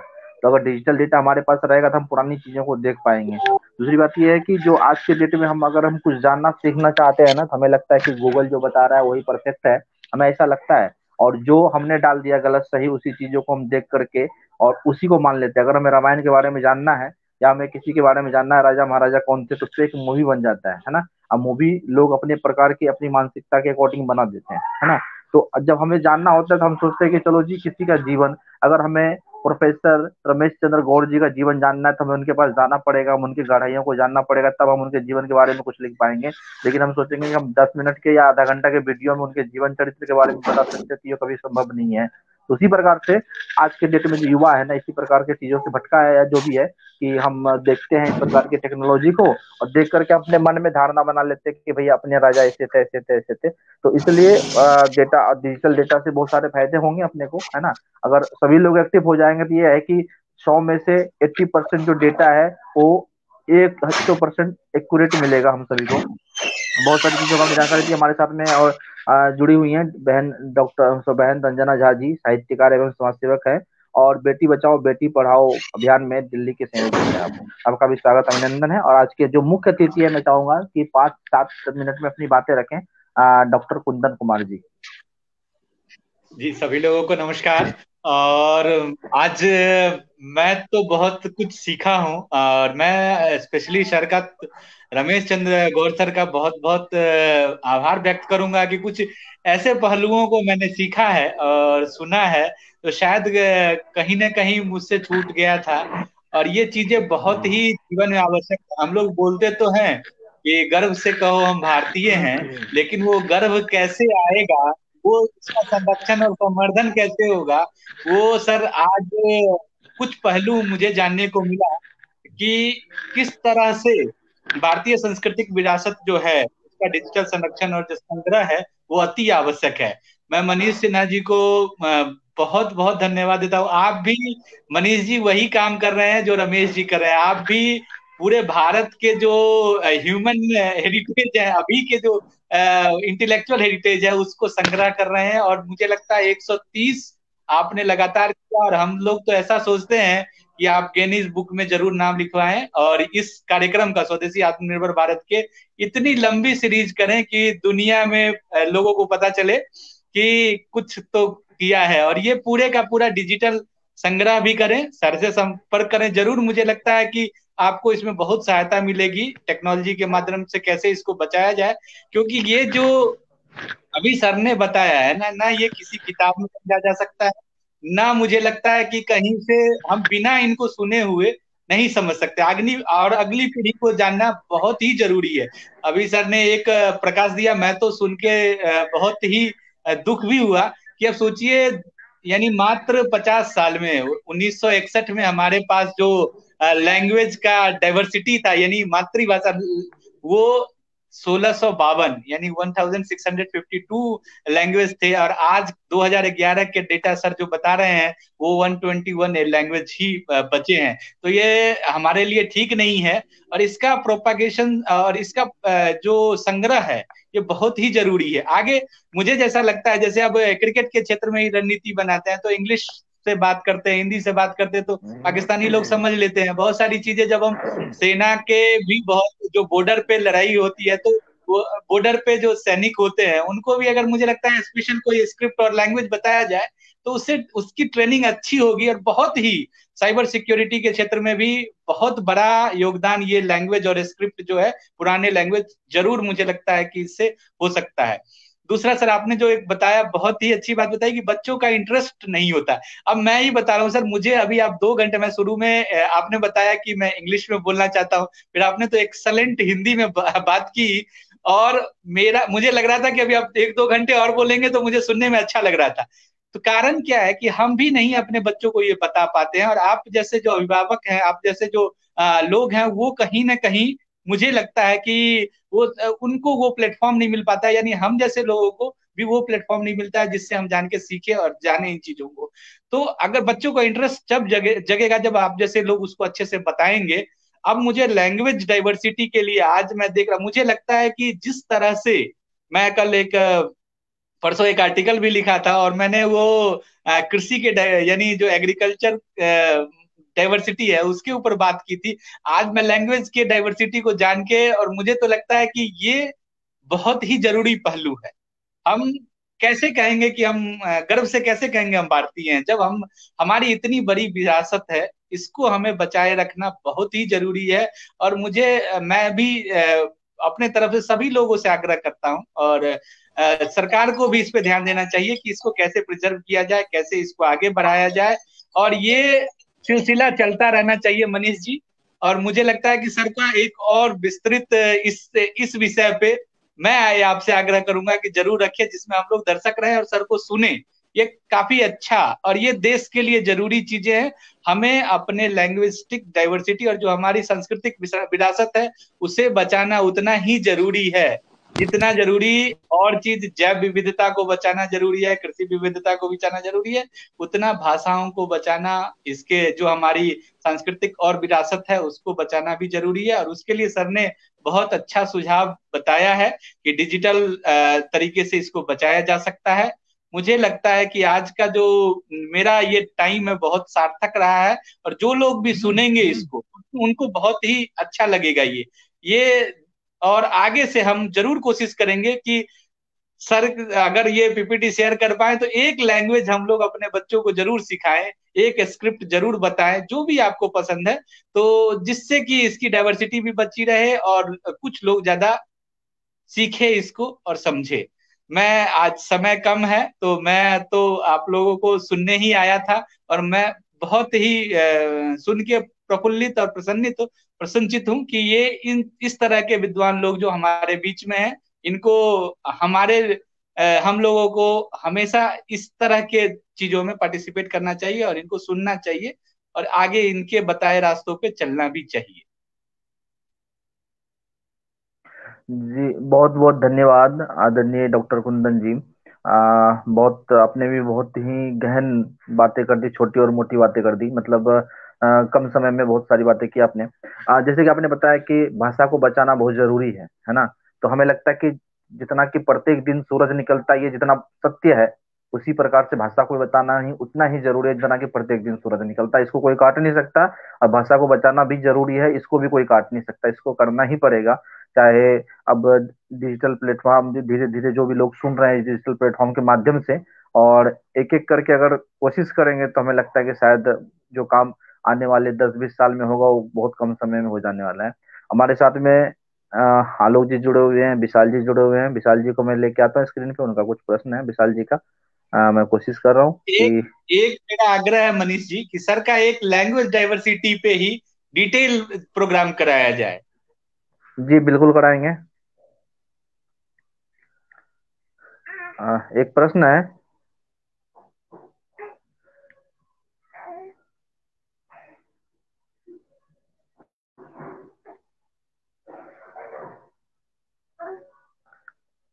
विशाल जी मैं आपको कनेक्ट नहीं कर पा रहा हूँ, एक बार आप दोबारा से कनेक्ट हाँ, होएं। नहीं उनका क्वेश्चन मनीष, उनका क्वेश्चन मैं पढ़ पा रहा हूँ। अब मैं उनका क्वेश्चन है कि जी जी क्वेश्चन मेरा है कि आर्काइव में जो लिखित डॉक्यूमेंट है उनको अगर हम डिजिटल करते हैं तो क्या गोपनीयता के लिए, सुरक्षा के लिए क्या सही है? क्योंकि क्राइम अफेक्ट में क्या होगा क्या? देखिए, कोई भी आर्काइव होता है उसमें तरह तरह के डॉक्यूमेंट होते हैं, उनमें क्लासिफाइड डॉक्यूमेंट होते हैं, उसमें नॉन क्लासिफाइड डॉक्यूमेंट होते हैं। तो डिजिटाइज करने के लिए तो सभी को करना चाहिए, लेकिन हमारे पास टेक्नोलॉजी है कि आप रेस्ट्रिक्ट कर सकते हैं कि कौन सा डॉक्यूमेंट किसको किस लेवल तक एक्सेस मिलेगा। तो जो पब्लिक इंटरेस्ट की चीजें हैं आप उनको पब्लिक को एक्सेस दीजिए, जो सिक्योरिटी से रिलेटेड इश्यूज हैं, कॉन्फिडेंशियल डॉक्यूमेंट है, क्लासिफाइड डॉक्यूमेंट है, उनको आप उन लोगों को एक्सेस दीजिए जो उसके लिए इंटाइटल्ड है। तो डिजिटाइजेशन करने से कोई रिस्क नहीं है, क्योंकि हमारे पास टेक्नोलॉजी है जो पूरी तरह रेस्ट्रिक्टेड कर देती है कि किसको किस लेवल का एक्सेस मिलना चाहिए। और प्राइवेसी कोई इशू नहीं है, क्योंकि जो भी डॉक्यूमेंट आर्काइव में जाते हैं वो पब्लिक एक्सेस के लिए ही होते हैं। कुछ ऐसे होते हैं जो नेशनल आर्काइव में गवर्नमेंट रेस्ट्रिक्टेड डॉक्यूमेंट हो सकते हैं, बाकी जो लाइब्रेरीज आर्काइव में सब में पब्लिक एक्सेस डॉक्यूमेंट ही होते हैं। तो किसी तरह का कोई, न तो कोई साइबर क्राइम का कोई डर है, ना कोई प्राइवेसी इशू है, कोई कोई कॉन्फिडेंशियली कोई इशू है ही नहीं इसमें। बहुत अच्छी तरह से हम लोग डिजिटल टेक्नोलॉजी से इसको डील कर सकते हैं। जी बहुत बहुत धन्यवाद। आपने एक और बातों का जिक्र किया था कि हमें पब्लिक लाइब्रेरी बनाना चाहिए, लेकिन उस प्रकार का नहीं जहाँ पे 10-20-50-100 किताबें हों।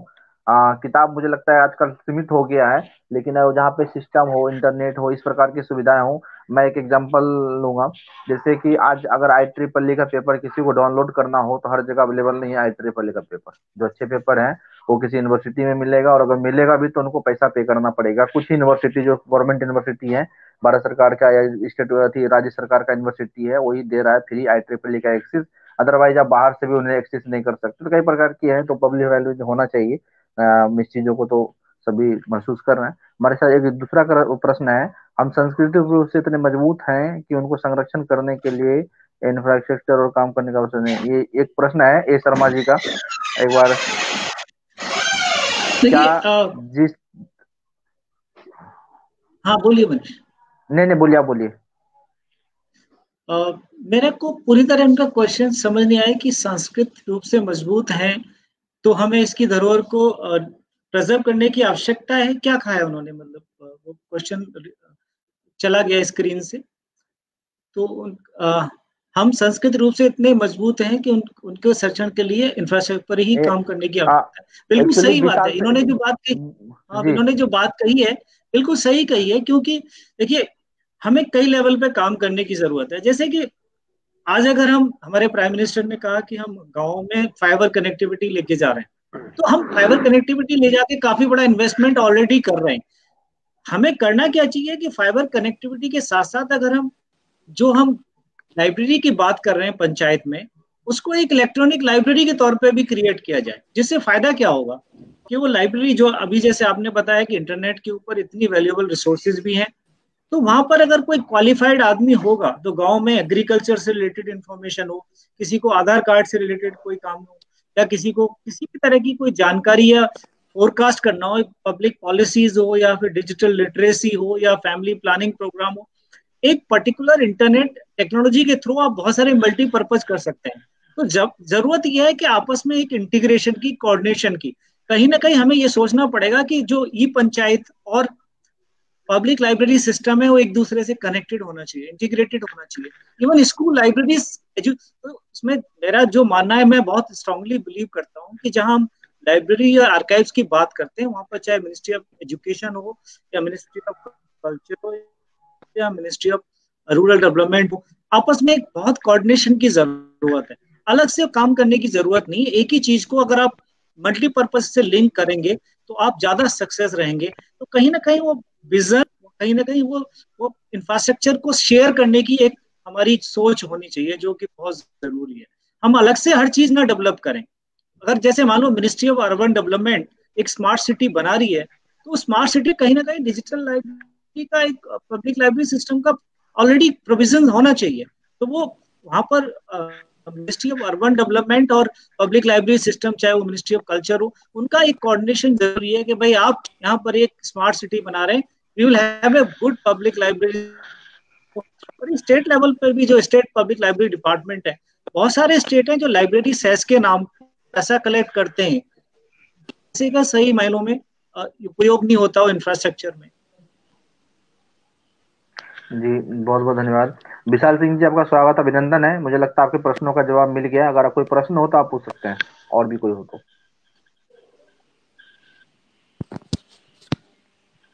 जी धन्यवाद मनीष जी।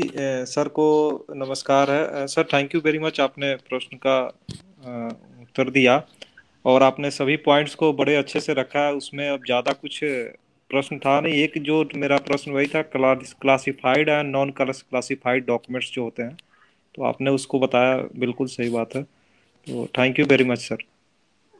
एक प्रश्न है, मुझे लगता है दो मिलता जुलता प्रश्न है। एक बार निवेदन है कि जिस तरह देश में अंग्रेजी को अनिवार्यता दी जा रही है, तो इससे हमारी वर्तमान भाषा हिंदी, मलयालम इत्यादि आने वाले 50 सालों में जीवित रह पाएगी? पहला। दूसरा क्वेश्चन है सोनू कुमार जी का कि मल्टीनेशनल कंपनी में, एमएनसी वगैरह में जो इंग्लिश कंपलसरी है, क्या ऐसा हो सकता है कि हिंदी को कंपलसरी करे? हिंदी हमारी मातृभूमि है। ऐसे दो सब्जेक्ट, दो विषय हैं। तो जी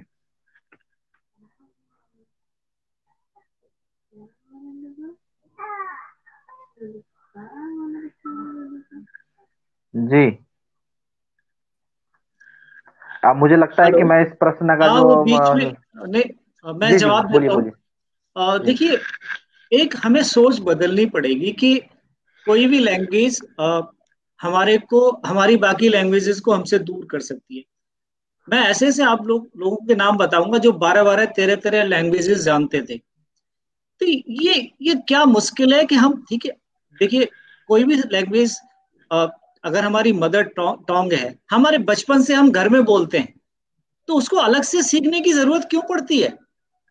अगर मैं अपने घर में अपनी मातृभाषा बोलता हूँ, तो वो मुझे सीखने की जरूरत ही नहीं, वो तो मेरे माँ बाप से ही मुझे मिली है। अगर मैं उसको सस्टेन करूंगा, अगर मैं इंग्लिश में स्कूल में इंग्लिश पढ़ रहा हूँ तो उससे मेरी मदर टंग का कोई रिलेशन है ही नहीं। तो ये सोचना कि मैं इंग्लिश मीडियम स्कूल में पढ़ता हूँ तो मैं मेरी मदर टंग मातृभाषा भूल जाऊंगा, ये सरासर बेवकूफी है। क्योंकि अब जब मैं घर में पूरे दिन तो मैं अपनी मातृभाषा में बात कर रहा हूँ, तो मैं इंग्लिश मेरी मेरी मातृभाषा को कैसे वो कर सकती है। दूसरा, एक हमें कई कई हार्ड रियलिटीज को समझना पड़ेगा कि अगर हमें compete करना है ग्लोबलाइजेशन, अगर हमें जॉब अपॉर्चुनिटीज इंडिया से बाहर ढूंढनी है, तो वो उसके लिए तो इंग्लिश सीखना आपको पड़ेगा ही पड़ेगा। और इंग्लिश सीखने के साथ साथ आपकी अपनी मदर, मैं आज भी देखिए, मैं एक गांव में पैदा हुआ था, मैं सालों से दिल्ली में रहता हूँ, मैं मेरे हर ज्यादातर लेक्चर इंग्लिश में होते हैं, मैं बहुत फ्रिक्वेंटली ट्रेवल करता हूँ, लेकिन आज भी मैं वो गांव की मेरी भाषा है जो मैंने बचपन में सीखी थी, मुझे बोलने में कोई भी हेजिटेशन नहीं है। इवन मेरी 55 साल की उम्र में भी जो चीज मैंने 5 साल 10 साल की उम्र में सीखी थी, आज भी मैं उसको बखूबी बोलता हूँ, समझता हूँ, मुझे कोई हेजिटेशन नहीं, कोई प्रॉब्लम नहीं है। तो ये कहीं ना कहीं हमारे परिवारों में एक जिम्मेदारी लेने की जरूरत है कि हम सिर्फ एक मल्टीलिंगुअल वर्ल्ड है, हमें सोचना पड़ेगा कि खाली एक भाषा सीखने से या एक भाषा में ही। और दूसरा, अगर हम मदर, जैसे अभी हमारी न्यू एजुकेशन पॉलिसी में बहुत अच्छी बात कही गई है कि हमारी जो प्राइमरी एजुकेशन है वो हमारी मातृभाषा में हो, एक बहुत अच्छा कदम है। लेकिन इसके साथ साथ हमें बहुत सारी प्रिपेयर्डनेस करनी पड़ेगी। हमें लिटरेचर कहाँ मिलता है, हमारी जो अपनी जो लैंग्वेजेस हैं उसमें सबसे बड़ी कमी तो हमारे लिटरेचर की, ऑथर्स नहीं है, राइटर्स नहीं है, उनको कहीं कहीं ना कहीं हमें तैयार करना पड़ेगा। तो मुझे, मेरा मानना यह है कि आप 2 क्या 3 लैंग्वेजेस भी सीख सकते हैं, ये आपकी अपनी सोच के ऊपर है, और अपने परिवार की जो परवरिश है उसमें आपको एक समझाने की जरूरत है कि 2 या 3 लैंग्वेजेस सीखना कोई बहुत डिफिकल्ट कार्य नहीं। जी, बहुत बहुत धन्यवाद। और कार्यक्रम अपने समाप्ति की ओर है। मैं चाहूंगा कि आज के धन्यवाद ज्ञापन के लिए रंजना झा जी को आमंत्रित करता हूँ। माइक अनम्यूट कर लीजिए एक बार बहन जी। जी जी जी जी हाँ, नहीं आवाज आ रही है? हाँ जी, आवाज आ रही है? हाँ जी जी, नमस्कार। मैं आप लोगों को जहां से मैं सुन पाई वो तो बहुत अच्छा लगा कि आज की जो सांस्कृतिक विरासत है उसको कैसे बचाई जाए। तो उसको देखते हुए मैं, मेरे मन में जो एक थोड़ा सा, मेरे मन में भी एक प्रश्न है कि भाषा को लेकर के। तो जहां तक मेरी समझ है, भाषा को लेकर के तो मैं भी आज, जहां एक तो साहित्यकार हूं, मैं भाषा सहोदरी हिंदी में भी काम कर रही हूँ। भाषा को लेकर के तो मैं कई सालों से एक लड़ाई भी लड़ रही हूँ कि अपनी मातृभाषा होनी चाहिए। लेकिन कभी कहीं कहीं मेरी एक छोटी सी शिकायत रह गई। अभी प्रोफेसर साहब से मैं एक बात कहूंगी कि आप लोग ही जैसे जहाँ कार्यक्रम कराते हैं, कहीं अगर आपके जैसे, अभी मैं घर पर हूँ या समाज के किसी कोने में हूँ, अभी आपके यूनिवर्सिटी के कैंपस में ही जैसे ही प्रवेश करूं, अंग्रेजी क्यों शुरू हो जाता है? वहां से भाषा क्यों बदल जाती है?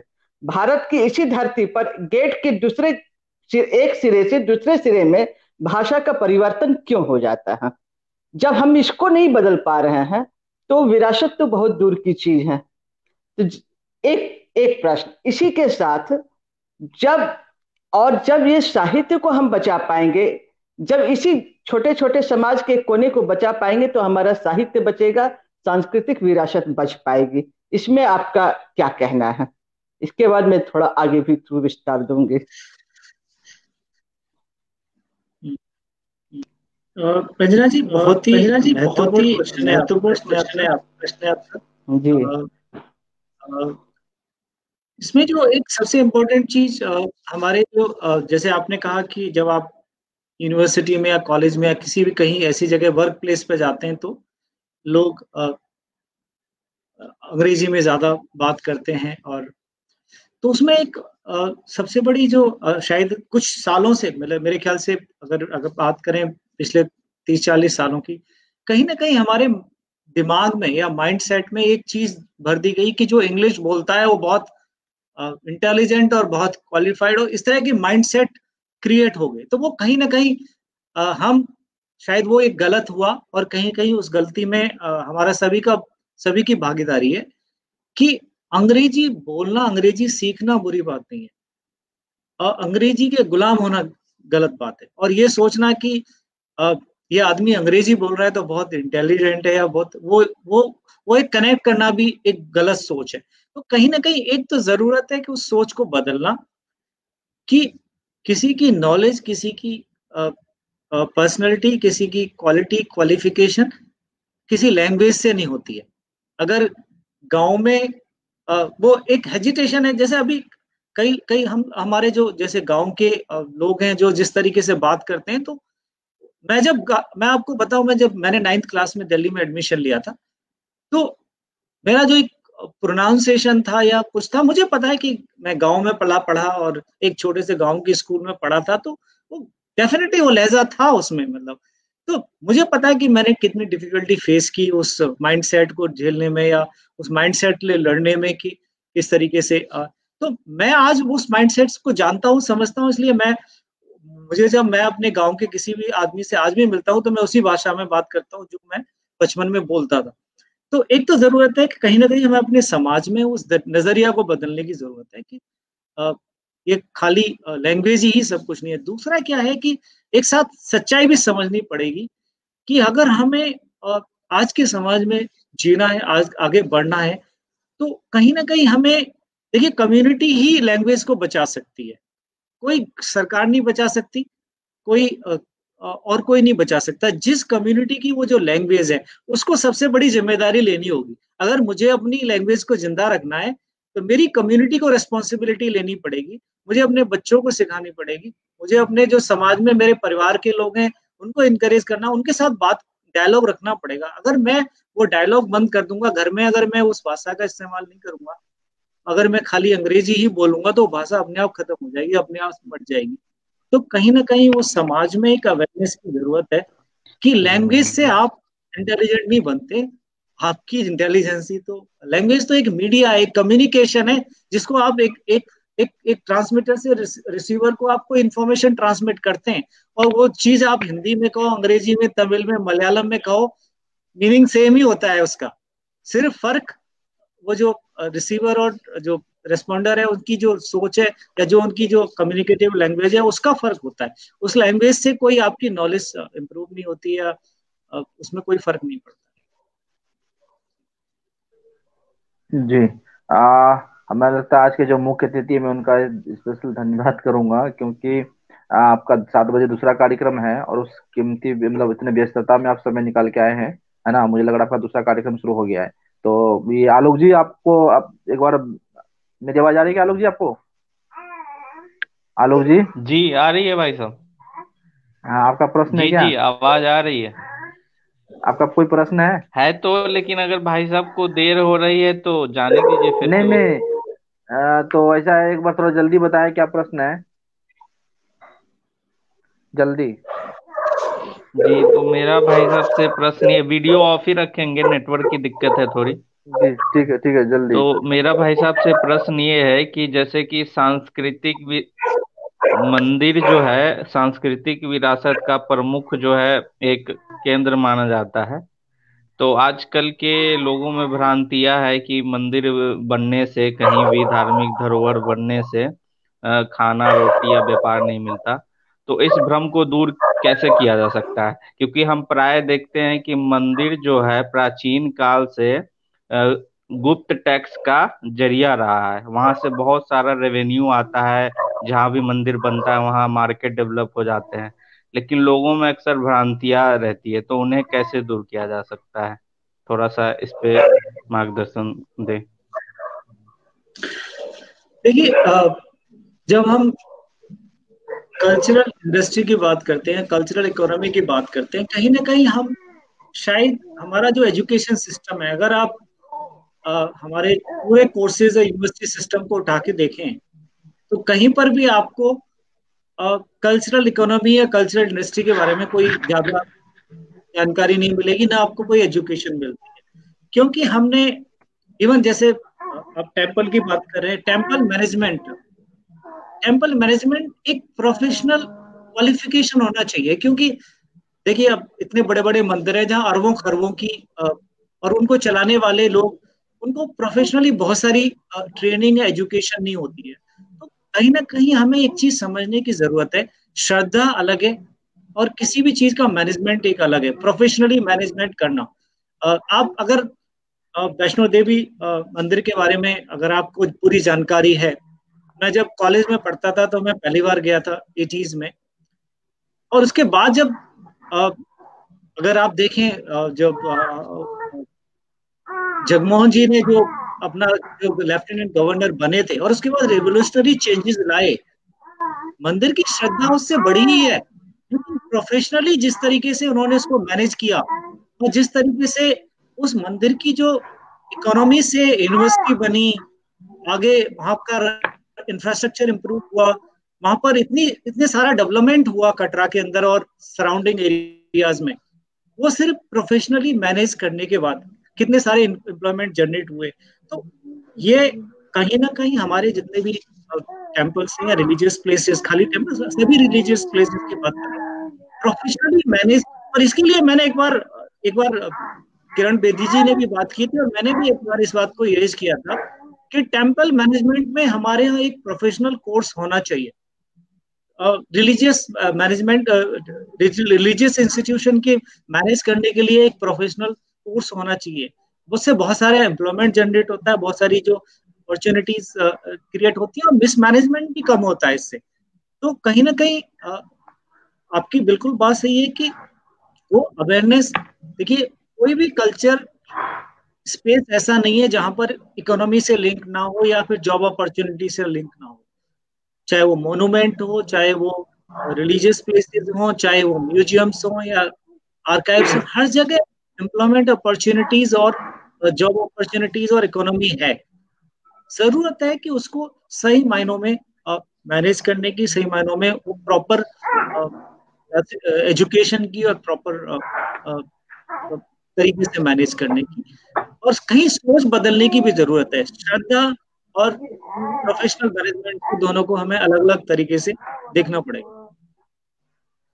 जी, मैं चाहूंगा कि रंजना झा जी आप धन्यवाद करें। आपका आवाज जी माइक अनम्यूट है। जी, आवाज आ रही नहीं आप?